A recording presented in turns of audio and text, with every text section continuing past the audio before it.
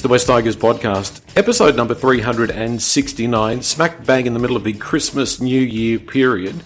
And there's plenty of West Tigers fans that are really optimistic, really looking forward to what's ahead in 2025. And understandably, we've had another couple of great months off the field. We'd like to sit here and talk about the departure of Sullivan and John Bateman, but there are bigger fish to fry. There's more going on at this club, and something that really needs our attention. And Steve and Gary and I are here today to talk about what we intend to do, and that is to begin a petition. Once again, we're back here again, but a petition, this time for an external review of the governance of the Holman Barnes Group. This come about after quite a lot of discussion between us here on the pod, a lot of feedback from fans and looking at other West Tigers media around the place, all the stories that keep coming out in the newspapers. And there seems to be a problem with the governance of the Holman Barnes Group, and people power might be something that just gets things moving in a healthier direction. We had concerns, Gary, right through 2024 in regards to the review. The review findings initially adopted completely, but then there seemed to be changes at the Holman Barnes Group with the debenture holders. And then for a long time, a lot of toing and froing about the review. And we've ended up here. Things seem to be coming to a head, Gary, but this has been something that's been coming for a while. Yeah, pretty much one of the key parts of it for me was the Holman Barnes Group held their general membership elections earlier in the year for the 2 seats that they can vote in. After that election, the Holman Barnes Group board met, and the guys, so the former chairman and the guys that really supported the review process, were removed from their offices. They were still directors, but they lost the chairmanship, and Julie Ramiro and Dennis Burgess took on the chair and deputy chair role. For me, that was the first signs of there may be a little bit of instability in the Holman Barnes Group and support for the review. And I think over the rest of the year that's just played out. And getting a straight answer from someone like Julie Ramiro, the chair of the board of the Holman Barnes Group, just saying that the review will be implemented in full. That's all we needed to hear. None of this, be true to the review rubbish. What does that even mean? It was really important for them to come out and say that the recommendations from that review will be implemented in full. And if you have a look at the stories over the past 2 weeks, it seems they're backing right away from implementing those changes that were so hard fought last year and have made such a difference already to the club. It looks like that they may be rolling that back. Steve, just echoing Gary there, like as he's saying, like we've come so far, there's been so much change, but there's just a couple of sticking points there that seem to be causing problems, and that's essentially what that review would be looking at to see, is there a better way forward? Is that the best way of the Holman Barnes Group operating? Yeah, well, Joel, I think to say there's a couple of sticking points, probably a fair understatement. There's been magnificent improvement at the West Tigers operations level in regards to football. The recruitment has been magnificent. The offloading of players has been spot on. For the first time, we could almost tick every box here. You got to put a lot of that down to Shane Richardson and the current management at West Tigers. But at board level and above West Tigers board level, so West Tigers board and then with Holman Barnes, it's just the same dysfunctional rubbish that we've had, and nothing has changed at that level, which is exceptionally disappointing. And can I just say from the outset, you mentioned that we're going to put together a petition again, and our last petition was quite successful,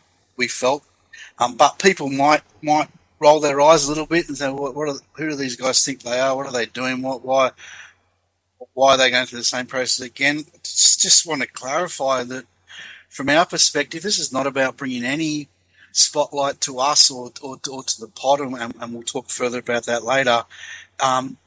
This is about giving the fans and members of West Tigers a voice, and because we don't we don't have a voice, and through social media channels such as our pod and others, we do get a bit of a voice, and we need to use that and use it wisely and professionally and considerately, and get out there and show Holman Barnes that there are thousands and thousands and thousands of West Tigers supporters who aren't going to put up with the crap that they are dishing up.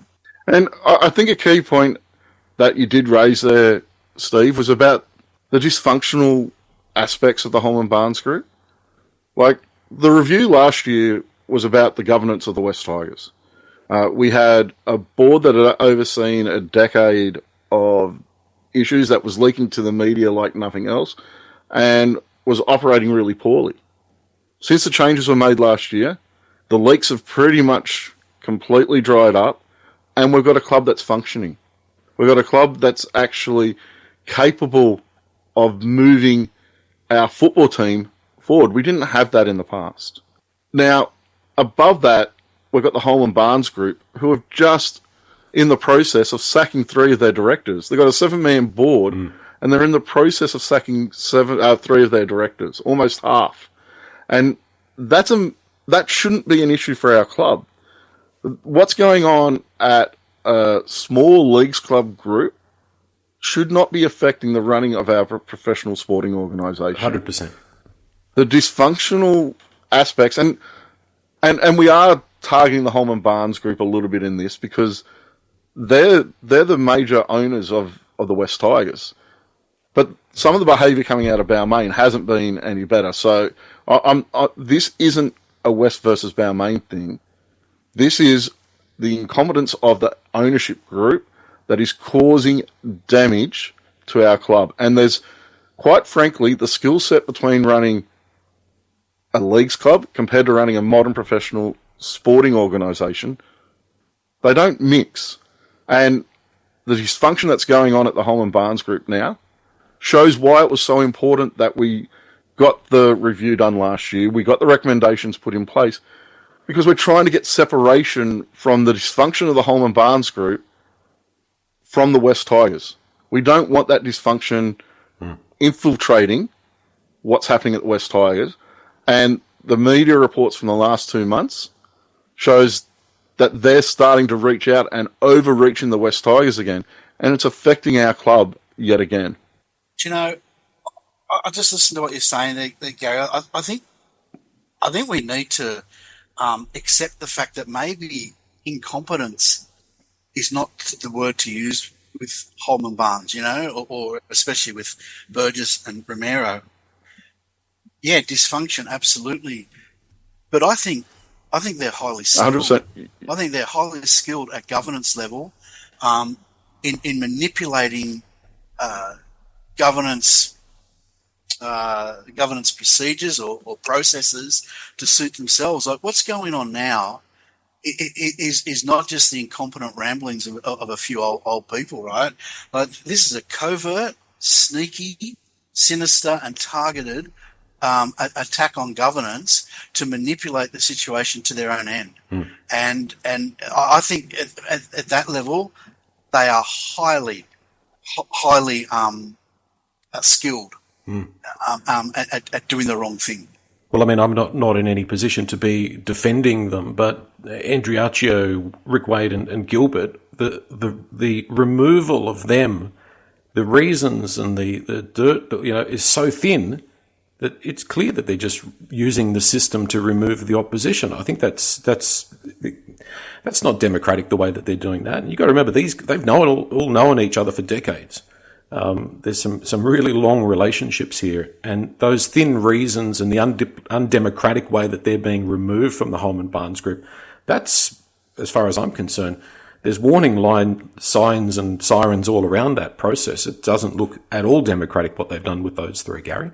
The fact that the guys who, from all reports, really supported the implementation of the recommendations are the guys that are facing the boot from the Holman Barnes Group, I think is very telling. I think the reports around certain board members, Dennis Burgess, I'm talking about you, pushing for the return of the Magpies, look, I don't know. I don't know that the NRL would accept that move ever happening.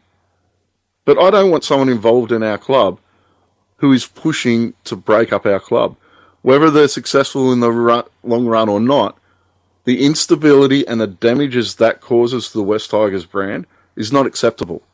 So if we've got a guy who stepped down from the board in December last year, stepped down from the West Tigers board, I'll make it clear because it is very convoluted and very confusing. So Dennis Burgess was a West Tigers board member for a number of years, for a long time. He stepped down when the recommendations were handed down last year. And then we find out midway through the year, no public announcement of it, that he was back on the West Tigers board. Now, to have someone who is not just on the Holman Barnes Group board, but on the West Tigers board, who by all reports is pushing to have the West Magpies name reinstated to the NRL. What is happening at our club? How does a guy like that end up on the board of the West Tigers when he doesn't support the West Tigers?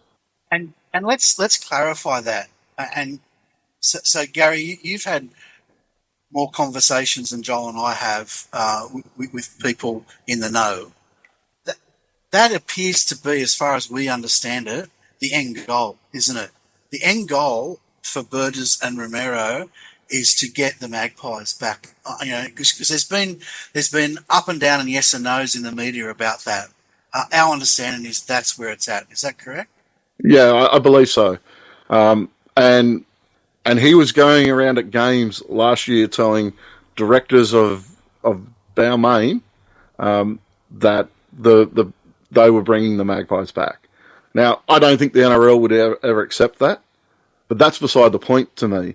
To have someone who is actually a director on the West Tigers board, as of right now, pushing for the return of the West Magpies, is not good. Is not good enough, and that's beside the issues that are happening at the Holman Barnes Group.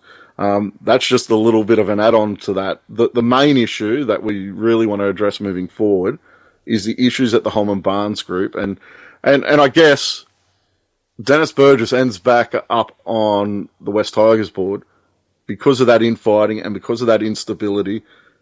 He was able to manoeuvre himself from the Holman Barnes Group and become their representative.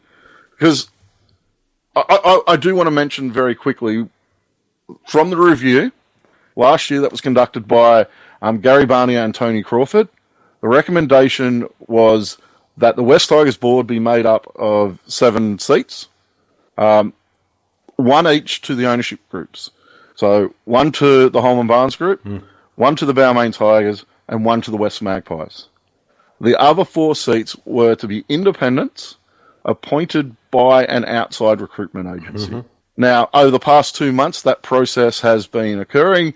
The outside recruitment agency has been conducting the interviews, which I believe actually ended a little while ago now, and those directors still have not been appointed. And we're over 12 months from that recommendation being handed down.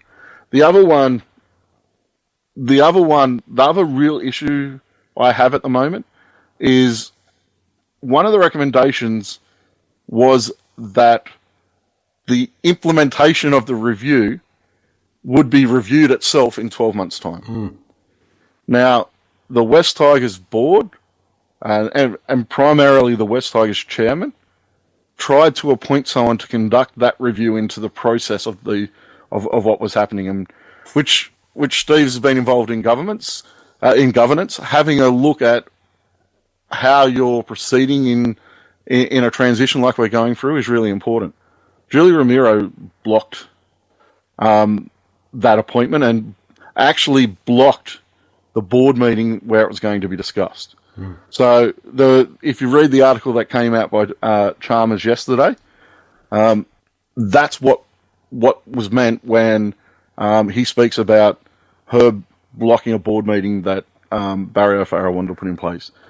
That board meeting was to appoint someone, and they're looking at appointing Tony Crawford to to come in and do that, that he was going to come in and see how that the recommendations were being implemented. That was blocked. So what are they scared of? Yeah. It's quite obvious there's no intention there to fully implement what it is that was recommended at the end of last year.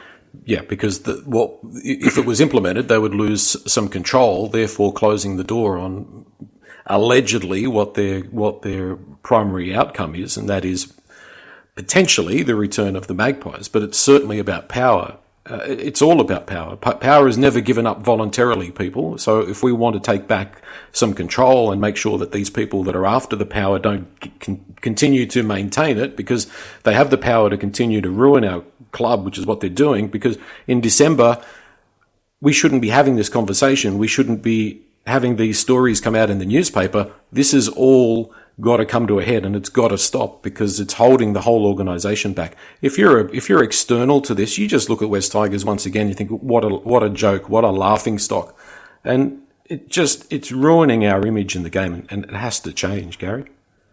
And I hate having this conversation. I hated the whole review process last year. I hated having to go against the club that I support. It really didn't sit well with me. I hate having to talk about this stuff.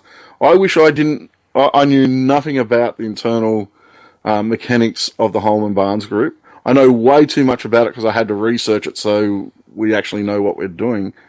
But I hate this stuff. I want to be talking about football. So let's get this sorted once and for all. So not just our club can focus on football, but us as fans can focus on football. Like, talking about this rubbish for the second time in 2 years is really disappointing. Yeah, not exactly the same rubbish, but still the same type of rubbish. It's in the same ballpark. Being a debenture holder at West Ashfield, essentially Holman Barnes Group, doesn't give you the right to control West Tigers. That's my opinion at the end of the day.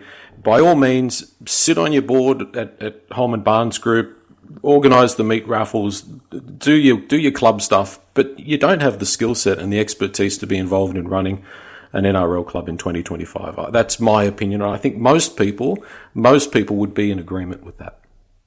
Yep, get out of the way and let the asset that you have operate to its 100% potential. Because at the moment, what's happening at the Holman Barnes Group is holding the West Tigers back. And if you want what's best for your asset, which is what it is, then getting people who are capable of running it is crucially important. It reminds me a little bit, Steve, of the Super League war, just at a very micro sort of version of it, where you've got people at a corporate level sort of pulling strings and trying to get what they want to fulfill their charter.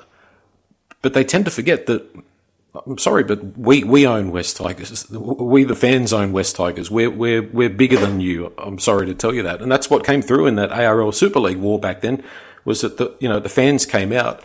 And what I'm seeing in this situation is almost unanimous support among the West Tigers fans for this to be resolved and to get past this, and for us to go to a healthier place. Yeah, absolutely, Joel. And we need to show that in absolute massive numbers. You know, a couple of thousand was really good for our last petition, but this time we're going to aim for a lot higher. We have to get thousands and thousands and thousands of people voicing their concern and showing these absolute tools, Romero and Burgess, that everyone, every single person associated with West Tigers is against them, and knows what they're doing is manipulative and self-serving. We need that to be out there, and we need that voice to be ever present and loud. And what you need to do is stand up to the people who have paid $100 to buy their position of power at our club. The debenture holders, when I first heard about the debenture holders, because basically a debenture holder is someone who loans money to the club, and in the Holman Barnes Group, that gives them the say in the running of the club. I was thinking, these positions, it must be $20,000, $30,000. These people have paid $100 to be a debenture holder of the club, of the Holman Barnes Group. Yeah. that they've bought their position for $100. There's 18 of them because a couple have passed away. So it's a maximum of 20. At the moment, there are only 18. So for $1,800, these 18 people have 5 board seats at the Holman Barnes Group, which gives them the majority of seats at the West Magpies Football Club. And up until the review last year, and remember, the recommendations around the board aren't fully implemented, that gave them full control, those 18 people, of the board of the West Tigers. Now, everyone here has spent more than $100 in the past 12 months on the West Tigers. I'm sure all our listeners have spent more than $100 on the West Tigers in the last 12 months. That's why it's your club and not theirs. These guys are paid $100, some of them back 30 years ago, to have control of your club, and it's time to take that control back. Now, I can hear some listeners saying, well, that's all very well and good, but, we'll borrow Richo's saying of turkeys don't vote for Christmas or turkeys don't vote for Thanksgiving. But what we're basically saying is, yes, this external review of the governance of the Holman Barnes Group will be, the results of the petition will be provided to the Holman Barnes Group, but it's also about getting it into the media. It's also about getting it to the NRL. It's about trying to get our voices heard far and wide to put the pressure on for this change. So it's twofold. Does that make sense? That's the best way forward, Steve? That's about all we can do at this point, I suppose. It is all we can do. Our I suppose power in all this is our voice, and as I've said twice already now today, we need our voice in great numbers. That's all we've got, but we do have contacts with the media, and we do have a public voice, and so we'll use that to stir this up and really get the truth as we see it out there, and get people agitating to get rid of get rid of these people that are trying to manipulate the process for their own gain. We definitely need to reach out to the media. We definitely need to get our presence out there in the media.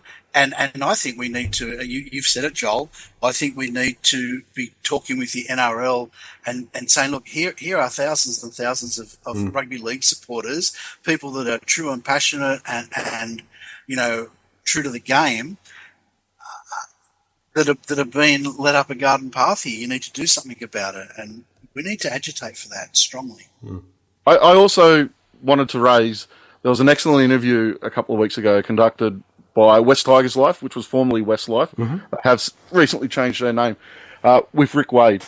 And he discussed that there's already an internal push from within the Holman Barnes Group to reverse the seat allocation on their board. So basically at the moment, the debenture holders have 5 seats on the Holman Barnes Group board, and the general membership have 2. So there is a push. Now, Rick Wade is a director still at the Holman Barnes Group. I don't know for how much longer, but he is pushing to flip that so the general membership have 5 positions and the debenture holders have 2. Now, I think that would be a much better setup. It would actually allow West Tigers fans to become members of the Holman Barnes Group, who, if they're not already, I know I'm a member already, but that would give them a say in the running of the Holman Barnes Group in a meaningful way. So that push is already there. There is already a push from within the organisation for change, and hopefully we can add our voice to that through this petition, to that support for that change. So you mentioned their West Life, or West Tigers Life as they are now, and Joel, you can speak more to this if you want to.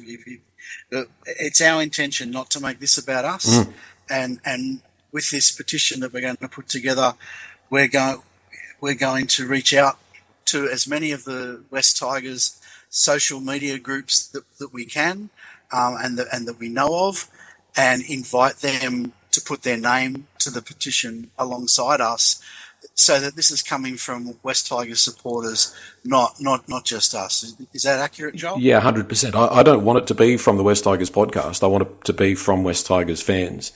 And I'm absolutely more than happy to to work with and accept the support of people that do similar things to us. And this is not about competition or anything like that. The more the merrier, as we know. There was, when we launched the initial review back in 2023, there was a little bit of cynicism about what we were doing.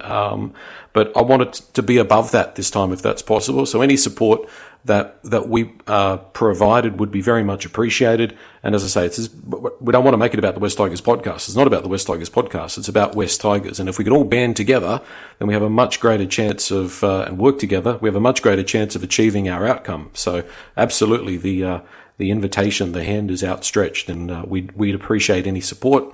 And let's get on this bandwagon. Let's get it going together and see where it ends up. As you said, Steve, we're going to need a lot more than 2,500. We're going to need people to really get behind this. And if you're a West Tigers fan, then I think this is our only way forward. And I'd just like to make the point, it's a blessing in a way that we've finally got to the point where we've got some clarity around what the problem is. Like, when I look back at the history of the West Tigers, it's so confusing with all the different factions and self-interests and backgrounds of people. And it seems like a lot of that's fallen away, and we've kind of got this last hurdle to get through. So let's band together and let's try and push past this last hurdle, Steve. And everyone can play their role. Everyone can play their role in this, because we've said it a number of times now, like we're really trying to hammer the point. 2,500 is going to be nothing. We need upwards of 10,000 votes, 10,000 signatures on our petition. And to do that, as big as social media is, it's still a relatively small pool of people that engage in football-related social media. So and talking to everyone out there that's listening to this, when you see the petition, when you sign the petition, then you need to forward it to 10 people that you know that are West Tigers supporters, or not even West Tigers supporters, people that follow rugby league and are passionate about rugby league, because this is about rugby league, not just West Tigers here. And we need something similar to what happened with South Sydney all those years ago, where supporters from all teams came together and supported South Sydney. We need people to do that for us now at West Tigers. And if everyone forwards on the petition so we get more people signing it, then we'll reach that goal of 10,000 plus. So everyone needs to play their part, and everyone needs to be active and not just passive, thinking, I'll sign it, but someone else will do the grunt work. We all need to do the grunt work.